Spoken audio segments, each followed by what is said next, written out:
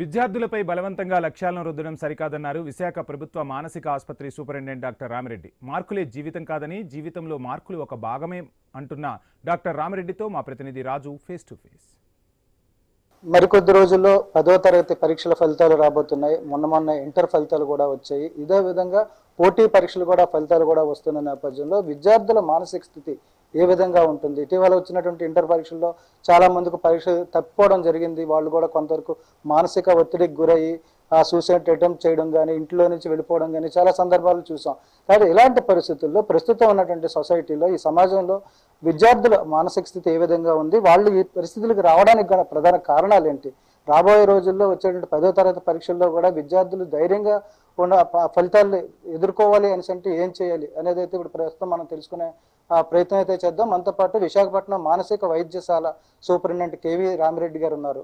Sir చెప్పండి sir, ఇటీవల కాలంలో విద్యార్థులు చాలా వరకు కూడా సమస్యను ఎదుర్కొనేటువంటి పరిస్థితులు కనిపించడం లేదు. అదేవిధంగా పరీక్షల్లో తప్పిపోయినప్పుడు కానీ, ఇంట్లో ఎవరైనా ఇబ్బంది అంటే తల్లిదండ్రులు భయం చెప్పాలనుకున్నా కూడా కొంతవరకు పరిస్థితులు చాలా ఇబ్బందికరంగా ఉన్నాయి. దీనికి ప్రధాన కారణం. నమస్కారం అండి. ముఖ్యంగా మనం పిల్లలు పెంచేటప్పుడు చిన్నప్పటి నుంచి కూడా చాలా ఎక్కువ ఎక్స్పెక్టేషన్స్, అంటే వాళ్ళ యొక్క స్థాయి ఏంటి అని అసెస్ చేయకుండా మనం ఎక్కువ వాళ్ళ నుంచి ఆశిస్తుంటాం.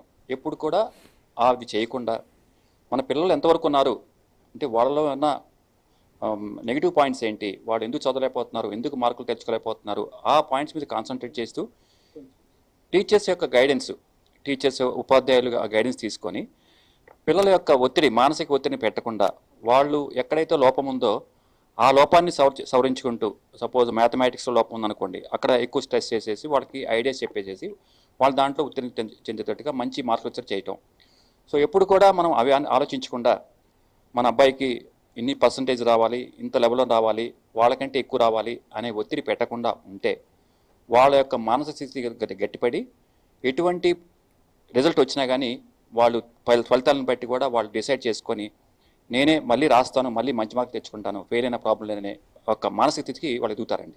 నా బిడ్డ ఇంతవరకే చదవగలడు, లేదా ఇలాగే చదవాలి అనేటువంటి ఆ సొసైటీలో ఉన్నటువంటి ఆ మానసిక పరిణితి ఉందన్నారు. తల్లిదండ్రులు కూడా ఎలా ఉంది ఇది ఈ పిల్లలకి మనం ఫస్ట్ నుంచి కూడా నేర్పించాలండి. ఇప్పుడున్న జనరేషన్ పిల్లలు కూడా ఎక్కువ తల్లిదండ్రుల యొక్క చెప్పే మాటల కంటే బయట జరిగే విషయాలు, సామాజిక మాధ్యమంలో వచ్చే వాటి మీద ఎక్కువ ఆధారపడిపోతారు. కానీ ఎప్పుడు కూడా అవి మనకి తాత్కాలికమే. కానీ వాటి అంశాలు కూడా ఏదైనా మంచి అంశం నుంచి తీసుకోలే, కానీ అవి మనం నెగిటివ్గా తీసుకొని వాటిని మన మీద రుద్దుకొని తర్వాత చదువు మీద చుట్టేసేసి అన్ని గట్టిగా ఆలోచించి వాటి మీద ఎటువంటి నిర్ణయాలు తీసుకోకూడదు. ఈ హాస్పిటల్ కూడా చాలా మంది విద్యార్థులు, చిన్నపిల్లలు, పెద్దవాళ్ళు కూడా మానసిక వైకల్యంతో వస్తూ ఉంటారు. వాళ్ళని మీరు ట్రీట్ చేస్తున్నప్పుడు వాళ్ళ తాలూకా విషయాలు మీరు తెలుసుకోవడం జరుగుతుంది. ఎక్కువగా విద్యార్థులు ఎందుకు ఒత్తిడికి గురవుతుంది?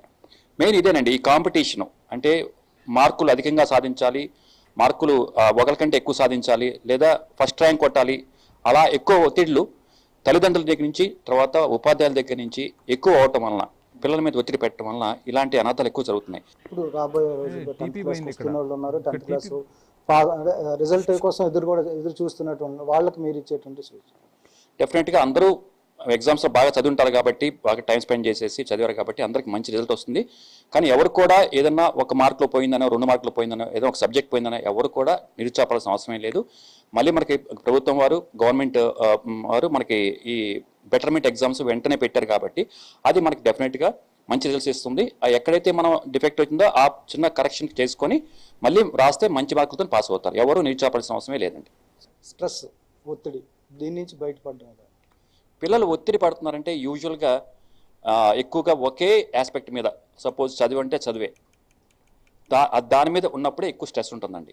సో పిల్లలకి చదువు అనేది ఒక్కటే మార్గం కాకుండా రకరకాలుగా యాక్టివిటీస్, స్పిరిచువల్ యాక్టివిటీస్ కానివ్వండి, స్పోర్ట్స్ కానివ్వండి, అదర్ మెడిటేషన్ కానివ్వండి, యోగా కానివ్వండి, అవి కూడా పిల్లలకి మనం నేర్పించినప్పుడే స్ట్రెస్ పడరండి.